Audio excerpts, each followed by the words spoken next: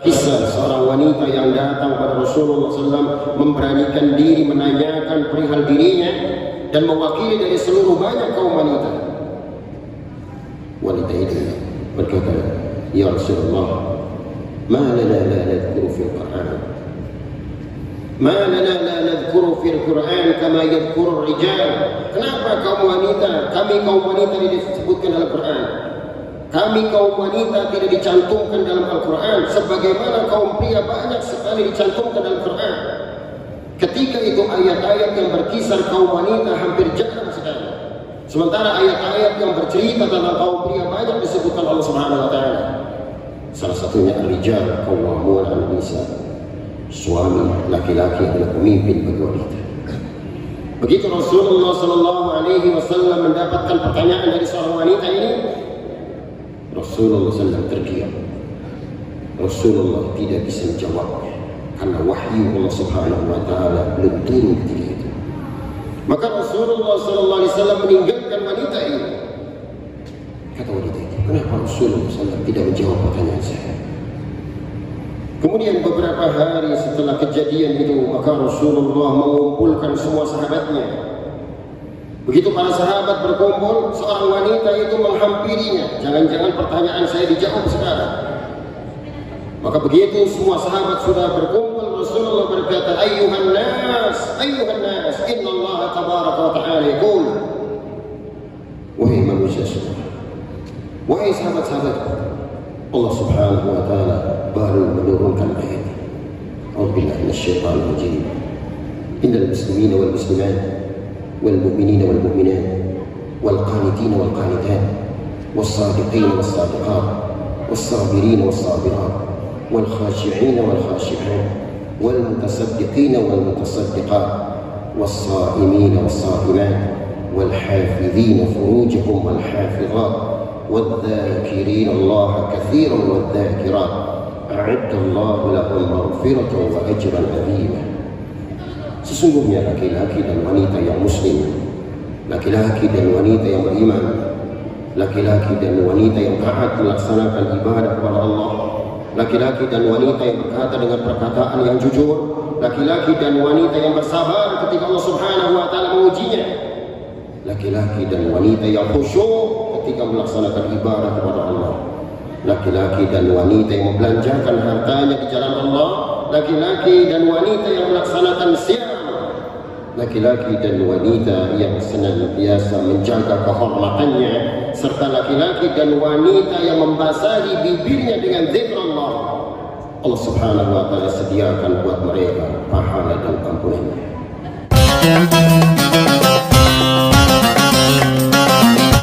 Assalamualaikum warahmatullahi wabarakatuh. Alhamdulillah, نحمده ونستعينه ونستغفره ونعوذ بالله من شرور أنفسنا وسيئات أعمالنا. من يهده الله فلا مضل له ومن يضلل فلا هادي له. أشهد أن لا إله إلا الله وحده لا شريك له، لا نعبد إلا إياه مخلصين له الدين ولو كره الكافرون. وأشهد أن محمدا عبده ورسوله الذي بلغ الرسالة وأدى الأمانة ونصح الأمة وجاهد في الله حق جهاده، وعلى آله وأصحابه والتابعين وتابع التابعين ومن تبعهم بإحسان إلى يوم الدين. اللهم صل وسلم وبارك على نبينا محمد وعلى آله وأصحابه أجمعين. أما بعد، أيها الحاضرون جماعة كلية subuh yang berbahagia, alhamdulillah, puji dan syukur kita panjatkan kehadirat Allah Subhanahu wa taala yang senantiasa memberikan kenikmatan melaksanakan siam Ramadan. Salawat dan salam tak lupa disampaikan pada Rasulullah sallallahu alaihi wasallam, pada keluarganya, para para sahabatnya, dan mudah-mudahan kita yang selalu setia pada ajaran beliau sallallahu alaihi wasallam. Ayuhas salimun, dalam satu riwayat dikisahkan, riwayat ini disampaikan oleh Imam Ahmad dalam kitab Musnadnya. Sahabiyah Aisyah radhiyallahu anha menyampaikan, permulaan turunnya wahyu kepada Rasulullah sallallahu alaihi wasallam adalah dalam mimpi beliau sallallahu alaihi wasallam. Dan perlu diketahui bahawa mimpi Nabi itu adalah benar. Mimpi Nabi itu adalah benar. Ya, bagaimana Allah Subhanahu wa taala menggambarkan tentang mimpi Nabi Allah Ibrahim menyembelih putranya Nabi Allah Ismail. Dan mimpi Nabi itu adalah wahyu.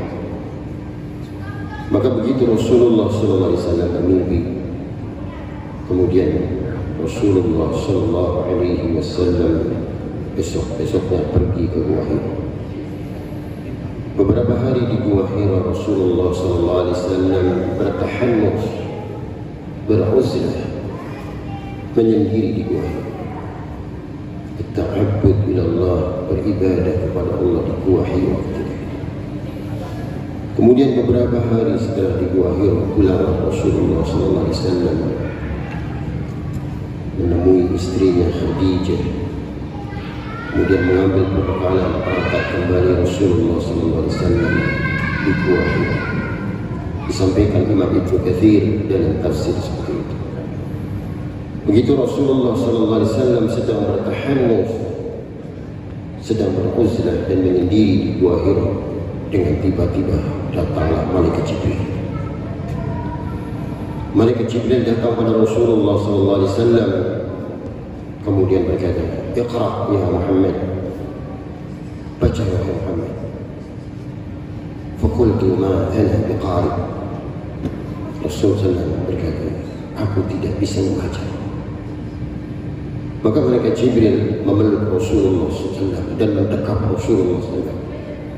"Iqra ya Muhammad." Faqultu ma ana biqari. Maaf, aku tidak bisa membaca. Sampai memeluk dan mendekap Rasulullah sallallahu dengan kuat. Kemudian malaikat Jibril berkata lagi, "Iqra ya Muhammad."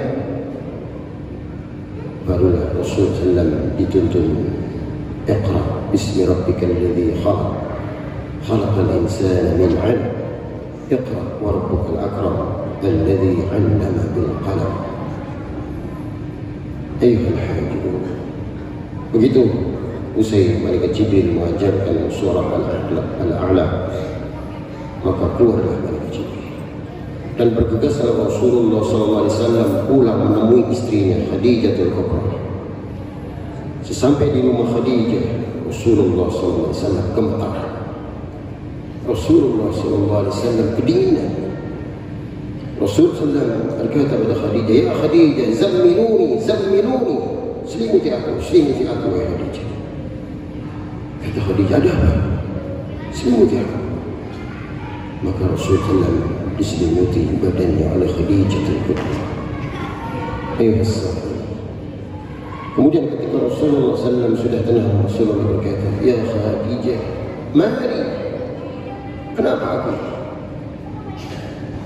Kata Khadijah, "Ada apa?" "Inni khasyitu ala nafsi. Inni khasyitu ala nafsi." Aku takutkan diriku ya Khadijah. "Ada apa?"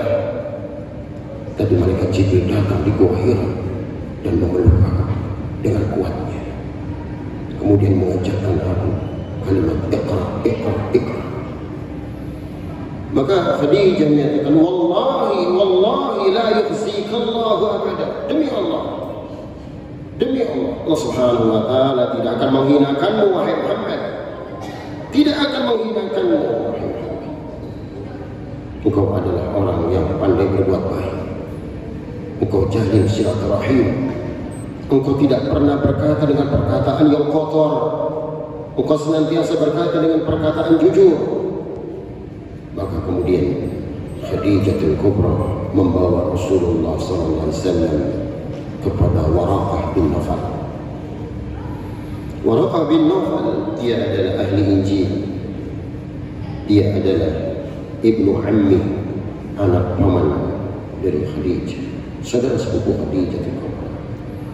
Begitu sampai di Waraqah bin Nawfal, dia ceritakan semuanya kejadian di Gua Hira kepada Waraqah bin Nawfal. Kata Waraqah bin Nawfal, "Hadzal namus nazala bi Musa alaihi salam."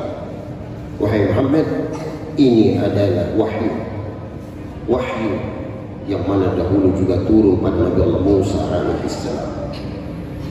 Maka kemudian Rasulullah SAW pulang. Ketika itu didatangi malaikat Jibril kembali. Ya Muhammad, innaka Rasulullah sallallahu alaihi wasallam haqqan.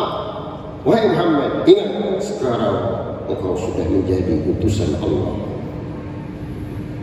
Ayuhas sa'imun, dari kisah itu ada pelajaran yang sangat berharga tentang hikmah nuzul Al-Quran. Menjadikan teguh Rasulullah sallallahu alaihi wasallam dengan risalahnya. Yang selama itu Rasulullah sallallahu alaihi wasallam tidak mendapatkan kemantapan, akan tetapi begitu datang malaikat Jibril alaihi salam, maka mulailah teguh pendirian Rasulullah sallallahu alaihi wasallam. Di antara hikmah nuzul Al-Quran, Rasulullah sallallahu alaihi wasallam seringkali diberikan pertanyaan oleh beberapa sahabat dan sahabiah, maka ketika itu Rasulullah sallallahu alaihi wasallam tidak langsung menjawabnya. Sebagaimana kisah seorang wanita yang datang pada Rasulullah SAW, memberanikan diri menanyakan perihal dirinya dan mewakili dari seluruh banyak kaum wanita. Wanita itu berkata, "Ya Rasulullah, ma lana la nadhkuru fil Qur'an. Ma lana la nadhkuru fil Qur'an kama yadhkuru rijal." Kenapa kaum wanita, kami kaum wanita tidak disebutkan dalam Quran? Kami kaum wanita tidak dicantumkan dalam Al-Quran sebagaimana kaum pria banyak sekali dicantumkan dalam Quran. Ketika itu ayat-ayat yang berkisar kaum wanita hampir jarang sekali. Sementara ayat-ayat yang bercerita tentang kaum pria banyak disebutkan Allah Subhanahu wa taala. Salah satunya ar-rijal qawwamun 'ala nisa. Suami laki-laki adalah pemimpin bagi wanita. Begitu Rasulullah sallallahu alaihi wasallam mendapatkan pertanyaan dari seorang wanita ini, Rasulullah SAW terdiam. Rasulullah tidak bisa menjawabnya karena wahyu Allah Subhanahu wa taala belum turun ketika itu. Maka Rasulullah SAW meninggalkan wanita ini. Kata wanita itu, kenapa Rasulullah SAW tidak menjawab pertanyaan saya? Kemudian beberapa hari setelah kejadian itu, maka Rasulullah mengumpulkan semua sahabatnya. Begitu para sahabat berkumpul, seorang wanita itu menghampirinya. Jangan-jangan pertanyaan saya dijawab sekarang. Maka begitu semua sahabat sudah berkumpul, Rasulullah berkata, Ayyuhan nas, inna Allah tabaraka wa ta'ala yaqul. Wahai manusia semua, wahai sahabat-sahabat, Allah Subhanahu wa ta'ala baru menurunkan ayat. A'udzubillahi minasyaitonir rajim. Innal muslimina wal muslimat والمؤمنين والمؤمنات والقانتين والقانتات والصادقين والصادقات والصابرين والصابرات والخاشعين والخاشعات والمتصدقين والمتصدقات والصائمين والصائمات والحافظين فروجهم والحافظات والذاكرين الله كثيرا والذاكرات أعد الله لهم مغفرة وأجرا عظيما. Sesungguhnya laki-laki dan wanita yang muslim, laki-laki dan wanita yang beriman, laki-laki dan wanita yang taat melaksanakan ibadah kepada Allah, laki-laki dan wanita yang berkata dengan perkataan yang jujur, laki-laki dan wanita yang bersabar ketika Allah Subhanahu wa taala mengujinya, laki-laki dan wanita yang khusyuk ketika melaksanakan ibadah kepada Allah, laki-laki dan wanita yang membelanjakan hartanya di jalan Allah, laki-laki dan wanita yang melaksanakan siam, laki-laki dan wanita yang senantiasa menjaga kehormatannya, serta laki-laki dan wanita yang membasahi bibirnya dengan zikr Allah. Allah Subhanahu wa taala sediakan buat mereka pahala dan ampunannya. Dari sini pertanyaan wanita itu terjawab sudah. Oleh karena itu, jemaah rahimakumullah, amalan yang dilakukan kaum wanita tidak berbeda yang dilakukan dengan kaum pria. Bahkan tidak mustahil amalan seorang wanita lebih besar pahalanya dibandingkan dengan amalan pria. Rasulullah SAW pernah berkata kepada Aisyah radhiyallahu anha, istrinya, "Ya Aisyah, inna laki minal ajri idza qadara nasabiki wa nafaqatiki." Sesungguhnya engkau akan diberikan pahala besar di sisi Allah Subhanahu wa taala karena kepayahanmu Anda beribadah, karena banyaknya nafkah yang Anda keluarkan. Tidak sama salat 2 rakaat dengan 12 rakaat. Rasulullah menjamin, man shalla 12 raka'ah banallahu baitan fil jannah. Siapa yang salat sunnah 12 rakaat, Allah akan bangunkan satu rumah dalam surga. Tidak sama sedekah 100.000 dengan sedekah 10 juta, tidak akan sama. Seseorang yang bersedekah banyak, dia akan lebih banyak pahala di sisi Allah Subhanahu wa taala. Ayat 1. Bukankah dalam hadis sahih disebutkan, idza shallatil mar'atu khamsaha, apabila wanita hanya bisa melaksanakan salat 5 kali sehari semalam, seorang istri tidak mampu mengerjakan salat-salat sunnah karena kesibukannya, sibuk mengurus anak-anaknya, sibuk mengurus rumahnya, sibuk melayani suaminya. Wasamat syahraha, dia hanya bisa puasa Ramadan saja, dia tidak mampu melaksanakan puasa-puasa sunnah karena lemah fisiknya. Wa ata'at zawjaha, istri ini mentaati suami-suaminya, dia kedepankan ketaatan kepada suaminya daripada yang lain, terkecuali pada Allah Subhanahu wa taala. Hatta kepada orang tuanya lebih kedepankan ketaatan pada suaminya. Bukankah Rasulullah SAW pernah bertanya pada seorang wanita, bagaimana ketaatan Anda pada suamimu? Wanita itu menjawab, semampu saya saja Rasulullah, semampu saya. Huwa jannatuki wa nar. Ingat, suami Anda menyebabkan Anda masuk surga, suami Anda menyebabkan Anda masuk neraka. Wa hafizat farjah, wanita itu menjaga kehormatannya. Wanita itu menjaga kehormatannya. Rasulullah berkata, qila laha udkhuli abwabal jannah ats-tsamaniyah. Dikatakan pada wanita itu, masuklah ke dalam 8 pintu surga. Subhanallah. Ayat sahih. Itulah hikmah daripada nuzul Quran, menjawab pertanyaan-pertanyaan yang disampaikan kepada Rasulullah SAW. Hikmah yang ketiga dalam nuzul Al-Quran,